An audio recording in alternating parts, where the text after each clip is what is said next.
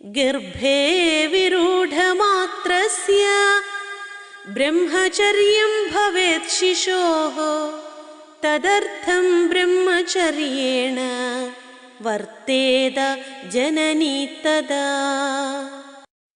വിരൂഢമാത്രനായ, ജനിച്ച, ജാതനായ, ഗർഭത്തിൽ ജാതനായ ശിശോഹോ, ശിശുവിന്, ഒരമ്മയുടെ ഗർഭപാത്രത്തില് അണ്ഡവും ബീജവും സംയോജിച്ച് ഒരു പ്രജ ജനിക്കുന്ന മാത്രയിൽ തന്നെ ബ്രഹ്മചര്യം, ബ്രഹ്മചര്യ വ്രതം ഭവേത്, ഭവിക്കണം. വളരെ പ്രധാനപ്പെട്ട ഗുരു നമ്മുടെ മുമ്പിൽ വയ്ക്കുന്ന ഒരു പോയിന്റാണ് ഇത്. അതായത് ഒരു കുഞ്ഞിനെ ബ്രഹ്മചര്യം പഠിപ്പിക്കേണ്ടത് 5 വയസ്സോ 6 വയസ്സോ ഒന്നും ആയതിനു ശേഷമല്ല. കുഞ്ഞ് അമ്മയുടെ ഗർഭാശയത്തില് അച്ഛൻ്റെ ബീജവും അമ്മയുടെ അണ്ഡവും സംയോജിച്ച് ആ നിമിഷത്തിൽ തന്നെ ഒരു അമ്മ ബ്രഹ്മചര്യത്തിലേക്ക് കടക്കണം. അവിടെ നിന്ന് വിദ്യാഭ്യാസം തുടങ്ങുകയാണെന്ന്. അപ്പം നമ്മൾ വിദ്യാഭ്യാസം കൊടുക്കുന്നത് എപ്പോഴാണ്? കുട്ടിക്ക് 5 വയസ്സിനൊക്കെ ശേഷമാണ് സ്കൂളിൽ പറഞ്ഞയക്കുന്നതും പഠിപ്പിക്കുന്നതും ഒക്കെ. പക്ഷെ വിദ്യാഭ്യാസം തുടങ്ങേണ്ടത് എപ്പോഴാണ്? അമ്മയുടെ ഗർഭാശയത്തിൽ ഒരു ബീജപിണ്ഡമായിട്ട് കുഞ്ഞ് രൂപം കൊള്ളുമ്പോൾ തന്നെ അമ്മ ആദ്യം കൊടുക്കേണ്ടത് ബ്രഹ്മചര്യം എന്ന വ്രതം അവിടെ നിന്ന് തുടങ്ങണം. തദർത്ഥം, അതിനുവേണ്ടി, തഥാ, അപ്പോൾ ഗർഭകാലത്ത്, ജനനി, മാതാവ്, ബ്രഹ്മചര്യേണ, ബ്രഹ്മചര്യത്തോടെ വർത്തേത, വർത്തിക്കണം. അപ്പോ വിവാഹ ജീവിതത്തിന്റെ ഏറ്റവും ആത്യന്തികമായ തലം സ്ത്രീ പുരുഷ ബന്ധത്തിലെ പാവനമായ ഒരു അന്തരീക്ഷം. അത് അത്യന്താപേക്ഷിതമാണ്. പ്രത്യേകിച്ചും എന്താണ് സംസ്കാരം എന്ന് നമ്മൾ പഠിക്കുമ്പോൾ, മനസ്സിലാക്കുമ്പോൾ, ആ സംസ്കാരത്തിൽ സംയമനത്തിന് വലിയ പ്രാധാന്യമുണ്ട്.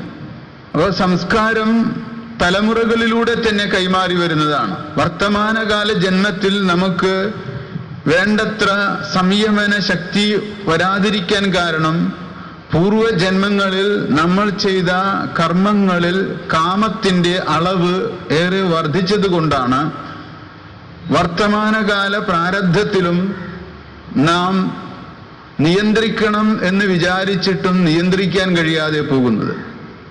അപ്പോൾ പൂർവജന്മത്തിൽ നിന്ന് കിട്ടിയ വാസനകളുടെ മാലിന്യം വർത്തമാനകാല ജന്മത്തിൽ സ്വാധീനം ചെലുത്തുന്നുണ്ട് എന്ന് നാം മനസ്സിലാക്കണം.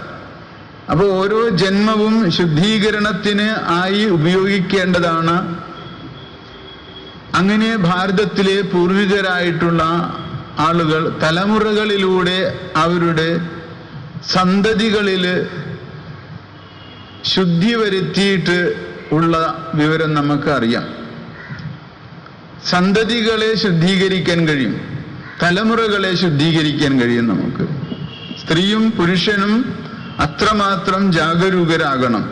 അമ്മ ബ്രഹ്മചര്യേണ, ഇത് ഗുരു നമുക്ക് പറഞ്ഞു തരുന്നതാണ്, വേറെ ആരും പറഞ്ഞു തരുന്നതല്ല.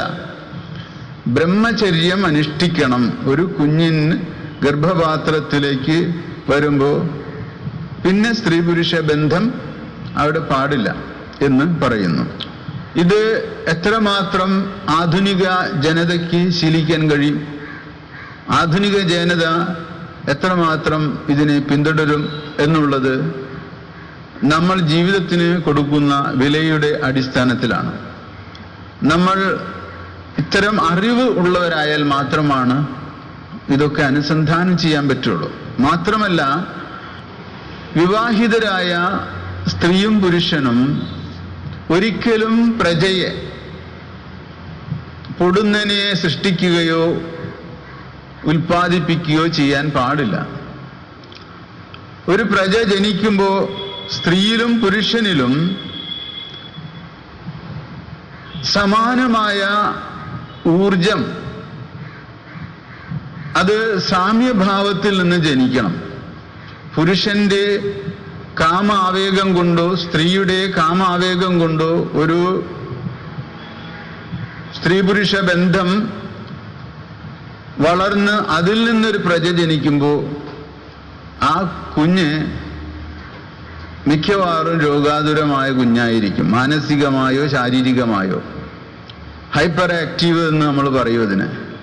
കുട്ടികൾ ഒരിടത്തിരിക്കുകയില്ല, അങ്ങോട്ടും ഇങ്ങോട്ടും ഓടിക്കൊണ്ടിരിക്കും.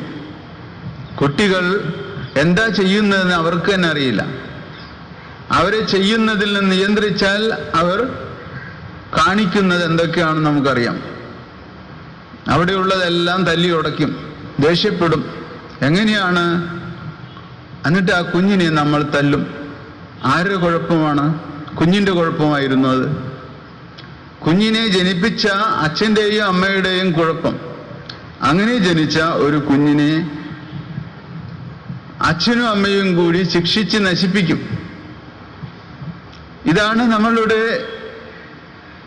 ലോകം എന്ന് പറയുന്നത്. അപ്പൊ ഗുരു പറയുന്നത് പോലെ ശ്രദ്ധിക്കുകയാണെങ്കിൽ, പിണ്ടനന്ദി എന്ന ഒരു കൃതി ഗുരു എഴുതിയിട്ടുണ്ട്. അതിൻ്റെ വ്യാഖ്യാനത്തിൽ ഇതെല്ലാം നമ്മൾ ചർച്ച ചെയ്യുന്നുണ്ട്, ഈ വിഷയങ്ങളെല്ലാം. അപ്പൊ ഇത് മനസ്സിലാക്കിയിരിക്കണം. അതുകൊണ്ട് ബ്രഹ്മചര്യം കുട്ടിക്ക് കൊടുക്കേണ്ടത്, വിദ്യാഭ്യാസം കുട്ടിക്ക് കൊടുക്കേണ്ടത് അമ്മയുടെ ഗർഭപാത്രത്തിൽ വെച്ച് തുടങ്ങണം.